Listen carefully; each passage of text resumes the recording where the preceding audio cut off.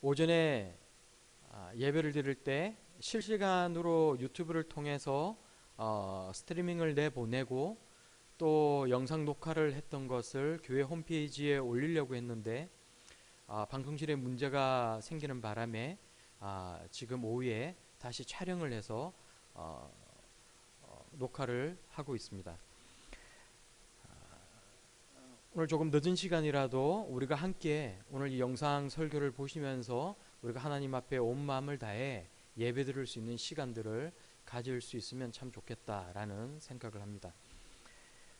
몇 년 전에 저희 집에서 키우던 마루라는 강아지가 있었습니다. 교회에서 사역을 하다가 집으로 돌아가면 늘 제가 관찰하는 것은 마루가 똥오줌을 어디다가 누워다 놨는지를 살펴보는 일이 제가 하는 일이었습니다.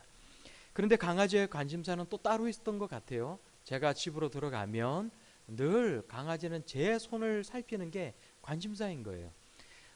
무슨 간식을 줄지, 무슨 맛있는 것을 줄지 늘 강아지는 제 손을 살피고 혀를 핥으면서 관심을 보이는 것입니다. 우리가 하나님과의 관계에서도 마찬가지가 아닌가라는 생각을 하게 됩니다. 우리의 관심사, 우리의 기대치, 우리의 신뢰도에 따라서 우리가 집중해서 바라보는 것이 다 다르다라는 생각을 하게 됩니다. 키우던 강아지를 아무리 훈련을 시키기 위해서 여러 가지 방법을 써놔도 대소변을 잘 가리지 않았습니다. 그래서 훈련을 시키기 위해 오줌을 패드 위에 싸면 맛있는 간식을 사다 놨다가 강아지에게 간식으로 주었습니다. 그런데 어느 날 제가 교회에서 사역을 마치고 퇴근을 해서 소파에 앉아서 열심히 TV를 보고 있는데 저희가 키우고 있던 마루가 갑자기 저에게 다가와서 제 무릎에 자기 발을 툭 얹는 거예요. 얘가 갑자기 왜 이런 일을 할까, 혹시 무슨 일이 있나 이렇게 주위를 살펴보다가 보니까 새로 갈아놨던 그 강아지 패드 위에 마루가 오줌을 거기다 소변을 봐놓은 것입니다. 그래서 훈련을 시키는 차원에서 이제 늘 평소에 하던 대로 정말 잘했다고 막 폭풍 칭찬을 해주고 맛있는 간식을 꺼내서 이렇게 막 먹으러 줬어요. 강아지도 마루도 너무 좋다고 막 꼬리를 흔들면서 막 잘 먹어댔습니다. 또 그렇게 하고 난 뒤에 또 앉아서 TV를 보고 있는데 몇 분이 채 지나지 않아서 마루가 또 저에게 다가와서 제 무릎에 자기 발을 툭 하고 얹어 놓는 거예요. 아니 채 몇 분이 지나지 않는데 이번에는 대변을 봤나? 그리고 아무리 찾아봐도 대변 본 흔적이 없는 겁니다. 그런데 패드를 갈아 놓았지 않았기 때문에 혹시나 마루가 자기가 먼저 봤던 그 소변 자국에 채 마르지 않은 그 소변 자국 위에 또 소변을 봤을 수도 있겠다라는 생각이 들어서 또 막 칭찬을 하고 간식을 줬어요. 근데 아무리 생각해도 좀 이상한 거예요. 그래서 TV를 보는 척하고 곁눈질로 이 마루가 무엇을 하고 있는지를 제가 살펴보기 시작했습니다. 그때 마루가 제 주위를 어슬렁 거리더니 다시 한번 저에게로 와서 자기 발을 제 무릎 위에다가 툭 하고 얹어 놓는 거예요. 그때 저는 깨달았습니다. 강아지 훈련을 시키기 위해서 제가 지금 이런 일을 하고 있는데 정작 제가 강아지를 훈련시키고 있는 것이 아니라 강아지가 저를 훈련시키고 있는 것이겠구나. 그래서 자기가 제 발 위에 자기 발을 얹어다 놓으면 저는 또 칭찬을 하고 간식을 줘야 되는 그런 상황이 지금 반복되고 있구나라는 그런 생각을 했던 적이 있습니다. 저는 학교를 졸업하고 나면 제 삶 가운데에 시험을 보거나 또 훈련을 받는 일은 없을 줄 알았어요. 그런데 우리 이 인생 수업에서 우리의 살아가는 이 삶 가운데서 각종의 유형과 형태를 달리하는 그런 훈련과 시험이 계속되고 있더라는 것입니다. 하나님이 주관하시고 하나님이 감독하시는 인생 수업에서 우리가 적당히 지나쳐버리고 넘겨버린 문제는 다시 시험을 치르는 경우들이 종종 있다라는 경험을 여러분들도 아마 어쩌면 다 해보신 적이 있을지도 모르겠습니다. 또 반면에 삶의 문제 앞에서 정말로 긴장을 하고 하나님 앞에 간절하게 기도를 하면서 정말 그 시험을 잘 치렀을 때에 그런 문제는, 삶의 문제는 반복해서 잘 발생하지 않은 것 같습니다. 동일한 시험이 또 오더라도 별로 심각한 거리가 되지도 못하는 것 같습니다. 왜냐하면 그 문제를 잘 대비하였고 잘 해결하였기 때문에 그 문제에 대한 우리의 멘탈이 강해져 있고 또 해결하는 방법을 이미 터득을 하였기 때문에 그런 것이 아닌가라는 생각을 하게 되는 것입니다.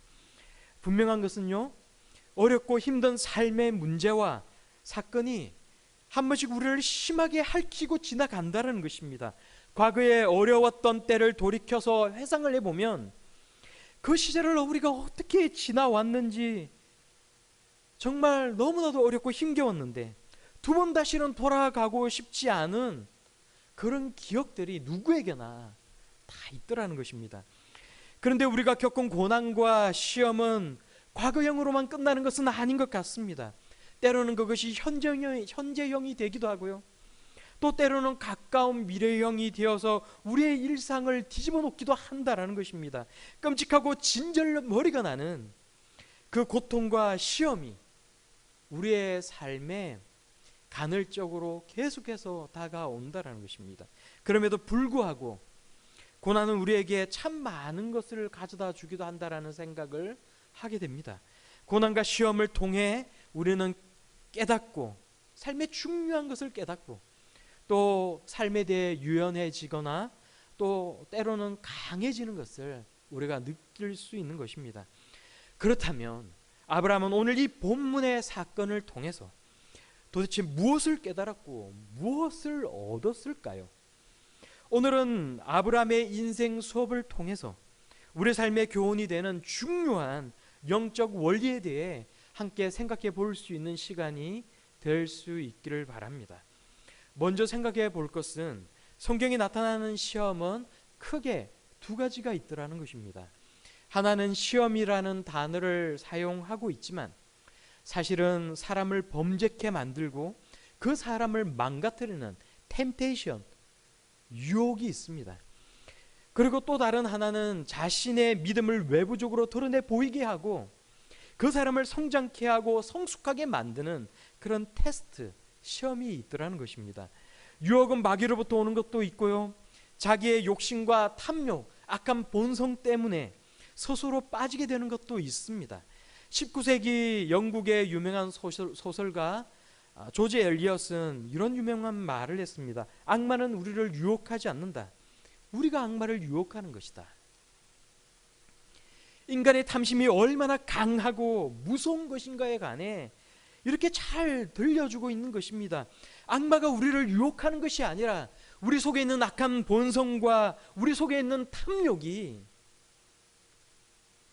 악한 마귀가 우리를 시험하도록 유혹하게 만든다라는 것입니다. 이와 달리 테스트는 하나님께로부터 오는 것입니다. 하나님이 주시는 테스트는 잘 치르게 되면 많은 유익을 얻을 수가 있습니다. 그리고 우리에게 큰 복이 주어집니다. 그 유익과 축복은 하나님께서 우리를 시험하시려는 이유가 되기 때문에 그렇습니다. 우리 개개인에게 닥친 어려움과 시험이 스스로 초래한 것일 수도 있고요, 마귀가 주는 시험일 수도 있습니다. 혹은 하나님께서 허락하신, 우리 삶 가운데 허락하신 테스트일 수도 있습니다. 이것이 어떻게 온 시험인지 누가 초래한 것인지 우리는 다 알 수 없을지라도 중요한 것이 하나 있습니다. 그것은 바로 그 시험을 어떻게 극복할 것이냐 하는 것입니다. 오늘 본문에서는 인생의 가장 큰 시험이자 거의 마지막 관문을 통과한 아브라함의 이야기가 나오고 있습니다. 노년의 아브라함이 인생의 보석같이 여기던 이삭을 하나님께 번제로 바쳐야만 하는 시험, 이것을 창세기 22장 11절은 하나님께로부터 온 테스트라고 우리들에게 들려주고 있습니다. 우리가 오늘 본문 1절을 다 함께 읽어보도록 하겠습니다.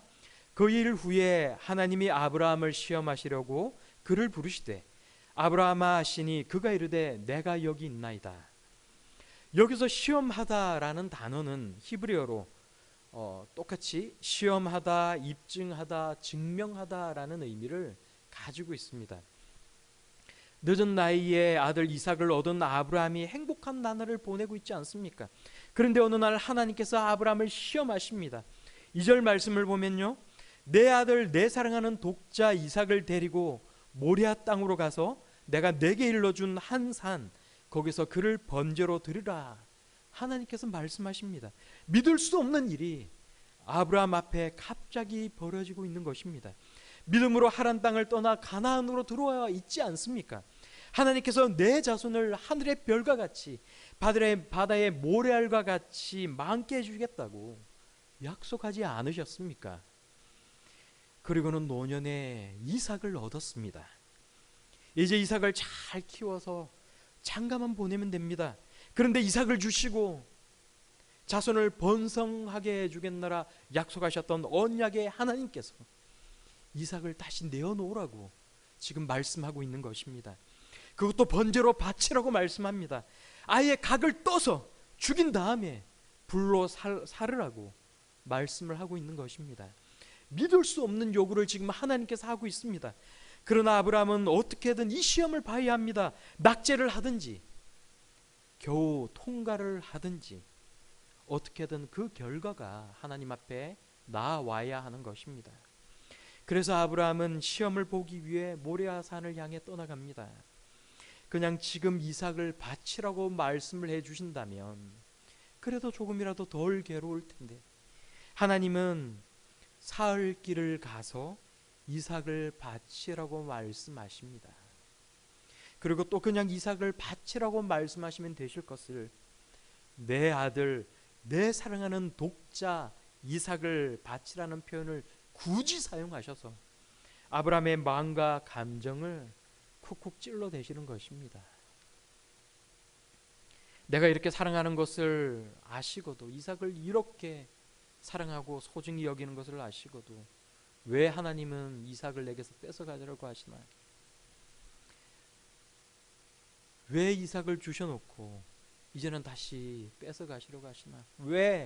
왜라는 질문이 아브라함의 머릿속에 끊임없이 맴돌았을지도 모르겠습니다.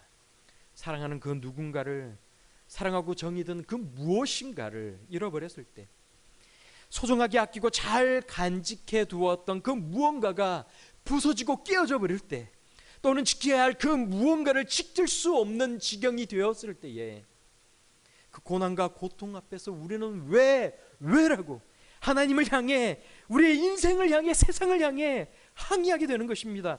그럼에도 터벅터벅 고난의 절정을 향해 아브라함이 걸어가듯이 우리의 시간은 차갑게 흘러갑니다. 이것이 우리의 인생 아닙니까? 시험을 보러 가는 길에 땅을 밟고 지나가는 사람은 분명히 아브라함인데 정작 밟히는 것은 아브라함의 마음인 것입니다. 시험은 시작되었고 모리아 산에서의 고통은 이제 절정에 이를 것입니다. 4절 말씀을 우리가 다시 같이 읽겠습니다. 제3일에 아브라함이 눈을 들어 그곳을 멀리 바라본지라. 아브라함은 고난과 고통의 절정을 눈앞에 두고 눈을 들어 모리아 산을 바라봅니다. 지금 인생의 중대한 고비에서 아브라함은 시험을 보고 있는 것입니다. 그렇게 시험을 보고 있는 아브라함이 눈을 들어 이제 절정에 이를 장소를 바라보았다라고 성경은 우리에게 들려주고 있습니다. 조금씩 가까이로 다가오고 있는 가장 고통스럽고 힘겨울 일을 상상하며 바라보는 이 아브라함의 마음이 어떻겠습니까? 여기서 바라본다라는 이 히브리어 말은 정확히 라아라는 단어입니다. 라아라는 단어는 성경에서 번역하고 있는 것과 같이 보다라는 의미를 가지고 있습니다. 그런데 제가 성경을 읽다가 재밌는 것을 하나 발견했습니다. 우리말은 시험을 본다라고 표현을 하고 있지 않습니까? 시험이라는 단어와 본다라는 단어를 우리는 이렇게 붙여서 사용을 합니다. 여기서 보다라는 말은 경험하다라는 의미를 가지고 있습니다. 눈으로 보다라는 이 감각적인 말이, 시각적인 말이 경험하다라는 의미를 가지게 되고, 그래서 시험이라는 말과 보다라는 말이 합쳐져서 시험을 치르다라는 의미로 우리는 시험을 보다라는 이 표현을 사용하게 되는 것 같습니다. 그런데 히브리어도요, 이 보다라는 단어의 의미가 조금 재밌게 변화되는 것을 성경에서 볼 수가 있습니다. 오늘 보면 14절에 나오는 여호와 이레의 이 이레라는 말이 바로 그것입니다. 여호와 샬롬, 여호와 라파, 여호와 이레, 이런 말은 우리가 신앙생활을 하면서 참 많이 들어오는 그런 오던 표현 아닙니까? 찬양도 있습니다. 주님 내게 일 예비하시니 참 감사합니다. 여호와 이레, 여호와 이레, 주님 내 길 예비하시니 참 감사합니다. 우리는 어릴 때부터 신앙생활을 하면서 참 이 찬양을 많이 불러왔습니다. 여기서 여호와 이레에서 이 이레라는 말은 준비하다, 예비하다라는 뜻을 가지고 있습니다. 그리고 여호와 이레는 우리가 흔히 다 여러분 잘 아시는 것처럼 예비하시는 하나님이라는 의미를 가지고 있는 것입니다. 하지만 이레라는 말은 원어의 의미로 원래는 보다라는 뜻을 가지고 있습니다. 라아 하고 있다라는 히브리어의 문법적인 변형으로서 계속해서 바라보고 있다라는 뜻을 가지고 있는 것입니다. 계속해서 보고 있다가 준비하다, 예비하다라는 의미를 갖게 된 것입니다. 계속해서 보고 계시는 하나님, 이 말이 어떻게 예비하시는 하나님이 되었을까요? 오늘 본문을 계속해서 보시면 우리는 이 의미가 어떻게 해서 이렇게 의미의 변형을 일으키게 되었는지에 대해 잘 깨달을 수가 있습니다. 우리가 다시 한번 성경 본문으로 돌아와서 보게 되면요, 아브라함은 비극적이게도 소중한 아들 이삭을 이 끔찍한 장소로 데려가고 있습니다. 모리아산으로 데려가고 있습니다. 그리고 모리아산을 향해 바라봅니다. 이제 그곳에서 모든 것이 결정되고 판명될 것입니다. 그것은 너무나도 두려운 것 아닙니까? 모리아산이 가까워질수록 아브라함의 마음은 심란해졌을 것입니다. 그리고 두려움은 현실이 점점 되어 왔을 것입니다. 우리가 당하는 시험도 그렇지 않습니까? 우리는 우리를 힘들게 하는 사건을 회상하며 바라봅니다. 불행이 터져버린 그 장소가 우리 마음 가운데 떠올라서 머릿속으로 그때 그곳을 바라보게 됩니다. 그 시간을 생각합니다. 혹은 앞으로 일어날 그 일을 생각하게 되는 것입니다. 그러면 우리의 가슴이 뛰고 괴로움이 증폭됩니다. 두려움이 몰려옵니다. 때로는 분노가 치밀어 오릅니다. 절정의 날이 다가오면 두려움은 현실이 되어서 더욱 괴로워질 것입니다. 고통스러운 기억, 참을 수 없는 미래를 머릿속에 떠올려 보게 되면 우리의 고통과 분노와 큰 슬픔을 우리는 느낄 수밖에 없는 것입니다. 아브라함 역시 이삭을 데리고 모리아산으로 가는 동안 얼마나 가슴이 찢어지도록 아팠을까요? 아브라함은 도대체 어떤 생각을 가졌길래 자신의 소중한 아들, 사랑하는 이삭을 번제로 바치기 위해 여기까지 왔을까요? 아브라함은 모리아산을 단순히 고통과 괴로움을 당하는 그런 장소로만 생각하지는 않았던 것 같습니다. 성경은 아브라함의 생각을 우리들에게 슬쩍 이렇게 들려주고 있습니다. 오늘 본문 5절 말씀을 보시면 아브라함이 종들에게 말을 합니다. 너희는 나귀와 함께 여기서 기다리라. 내가 아이와 함께 저기 가서 예배하고 우리가 너희에게로 돌아오리라. 우리가 놓치지 말아야 할 것이 있습니다. 여기서 아브라함은 우리가 너희에게로 돌아오리라 말하고 있다는 것입니다. 우리나라 말은 나를 표현할 때 종종 우리라고 표현을 합니다. 그래서 무심코 우리가 이 구절을 읽을 때에 지나칠 수가 있지만 영어나 헬라어나 히브리어는 그렇지가 않다는 것입니다. 내가 너희에게 돌아오리라가 아니라 우리가 너희에게로 돌아오리라 말했다라는 것입니다. 왜 아브라함은 우리가 너희에게로 돌아오리라고 말했을까요? 많은 추측이 지금까지 있어 왔지만 성경은 성경으로 풀어야 한다라고 생각을 합니다. 히브리서 11장 17절에서 19절까지의 말씀을 보면 핵심적인 구절만 이야기를 하면 이렇습니다. 아브라함은 시험을 받을 때에 믿음으로 이삭을 드렸으니 하나님이 능히 이삭을 죽은 자 가운데서 다시 살리실 줄로 생각한지라. 하나님이 능히 이삭을 죽은 자 가운데서 다시 살리실 줄로 생각한지라. 이삭을 주신 전능하신 하나님께서 이삭을 번제물로 드릴지라도 다시 살리실 줄로 믿었다라는 것입니다. 그러므로 둘이 같이 돌아올 것을 믿었다라는 말입니다. 우리에게도 이런 믿음이 있기를 축원합니다. 내가 비록 지금은 적은 믿음을 가졌을지라도 아브라함과 같은 믿음을 갖기를 갈구하는 저 우리 모든 성도님 여러분들이 다 될 수 있기를 예수님의 이름으로 축원합니다. 번제에 쓸 어린 양은 어디에 있냐고 묻는 이삭에게 아브라함이 대답합니다. 내 아들아, 하나님이 자기를 위하여 친히 준비하시리라. 그리고 하나님께서 말씀하신 곳으로 올라가서 그곳에 제단을 쌓고요, 나무를 벌려 놓습니다. 아브라함은 철저하게 하나님의 말씀에 순종을 하고 있는 것입니다. 이삭을 결박해서 제단 나무 위에 올려놓고 이제 칼을 들어서 아브라함을 내리치려고 할 때에 하나님의 천사가 아브라함을 부릅니다. 아브라함아, 아브라함아. 아브라함이 대답합니다. 내가 여기 있나이다. 그 아이에게 손대지 말라. 아무 일도 하지 말라. 내가 내 아들 내 독자까지라도 아끼지 아니하였으니 내가 정말로 하나님을 경외하는 줄로 내가 아노라. 그리고 끔찍했던 시험의 장소 모리아 산을 바라보았던 아브라함이 다시 눈을 들어보니 하나님께서 예비하신 순양이 한 마리가 있는 것입니다. 수풀에 뿔이 걸려 있습니다. 시험을 보고 있을 때는 전혀 보지 못했던 그 순양이 시험을 통과하니까 이제 아브라함의 눈에 보이는 것입니다. 이 사건으로 인해 성경에 여호와 이레라는 말이 이제 비로소 등장하게 됩니다. 여호와 이레는 아브라함이 이삭을 바치려고 했던 사건을 함축적으로 우리에게 말해주고 있지 않습니까? 이삭을 바치려 했던 아브라함에게 하나님께서 순양을 미리 준비해 놓으셨다라는 것입니다. 그런데 여호와 이레, 여호와께서 예비하신다라는 말은 하나님께서 계속해서 바라보고 계신다라는 의미에서 나왔습니다. 하나님께서 보고 계십니다. 하나님께서 아브라함을 바라보고 계십니다. 그리고 하나님께서 아브라함이 보지 못했던 순양을 보고 계십니다. 마찬가지로 하나님은 우리에게서 눈을 떼지 않으시고 하십니다. 우리 눈에 보이지 않는 것을 하나님은 바라보고 계십니다. 없는 것을 있는 것처럼 부르시는 하나님께서 우리에게 보이지 않는 것을 하고 계시는 것입니다.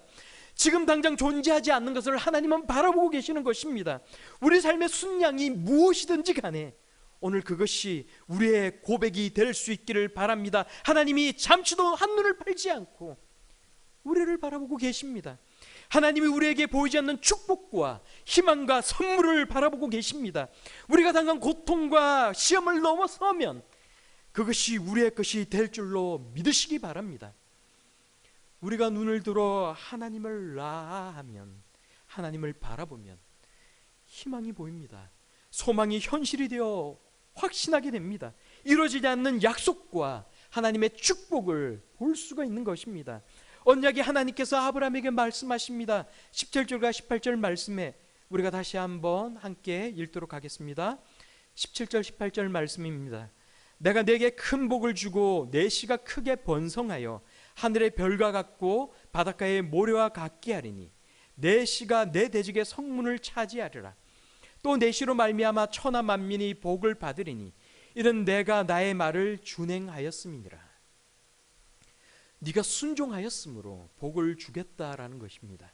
큰 복을 주겠다라고 말씀하시는 것입니다.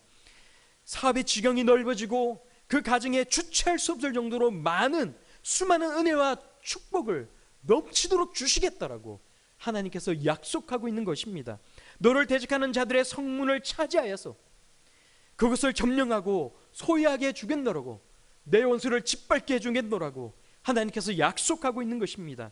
그리고 아브라함에게 내 자손으로 태어날 예수 그리스도로 말미암아 천하 만민이 복을 누리게 될 것이라고 하나님은 말씀합니다.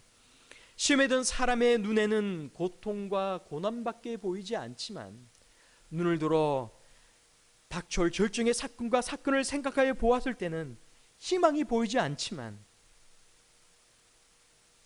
그래서 이 어려운 가운데에 놓여 있었는데,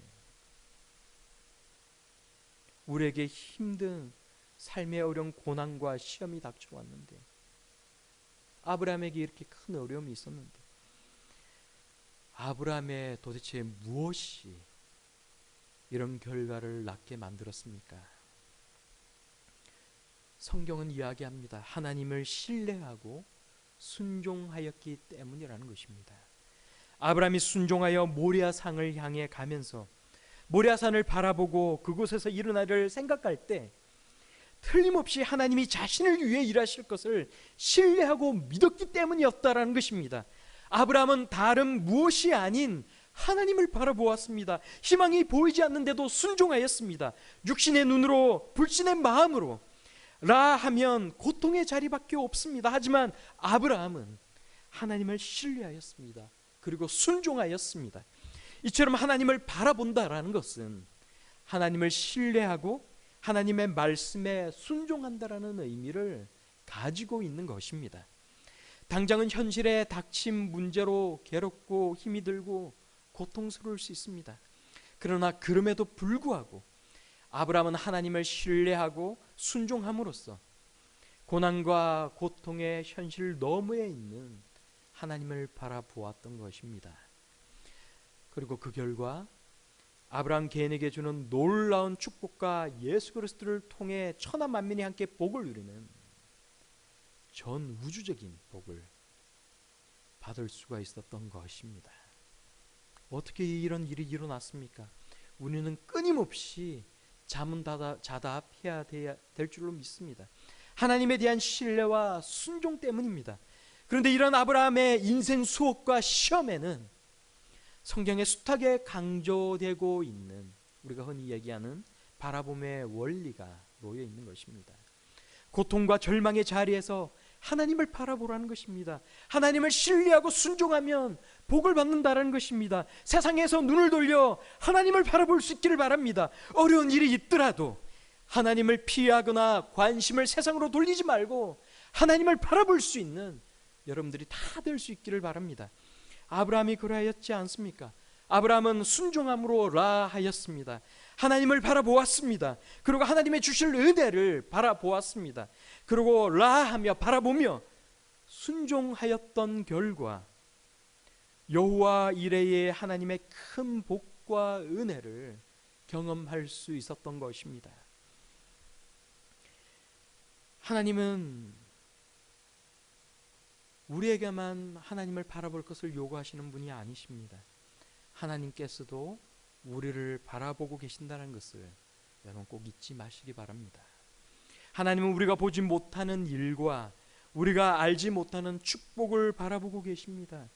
시험을 통과하면 믿음의 진보가 있고 우리를 위해 예배하신 큰 축복을 누릴 수 있을 것입니다. 하나님은 졸지도 주무시지도 아니하시고 오늘 이 시간에 이 자리에 계신 여러분들을 바라보고 계신 것입니다. 하나님의 인생 수업을, 아브라함의 인생 수업을 통해 여호와 이레의 하나님이 주시는 그 축복의 원리를 깊이 깨우칠 수 있는 오늘 이 시간이 다 될 수 있기를 바랍니다. 바라봄의 원리를 잘 깨닫고 실천해 나갈 수 있는 저와 사랑하는 우리 모든 성도 여러분들이 다 될 수 있기를 예수님의 이름으로 축원합니다. 그래서 우리의 삶이라는 이 인생 수업에서도 우리에게 닥친 시험과 고난 속에서 신뢰와 순종이라는 모범 답안을 잘 써내려갈 수 있는 우리 모든 그리스도인들, 하나님의 은혜와 축복을 누리며 살아가는 저와 여러분들이 다 될 수 있기를 우리 예수님의 이름으로 축원합니다. 기도하겠습니다.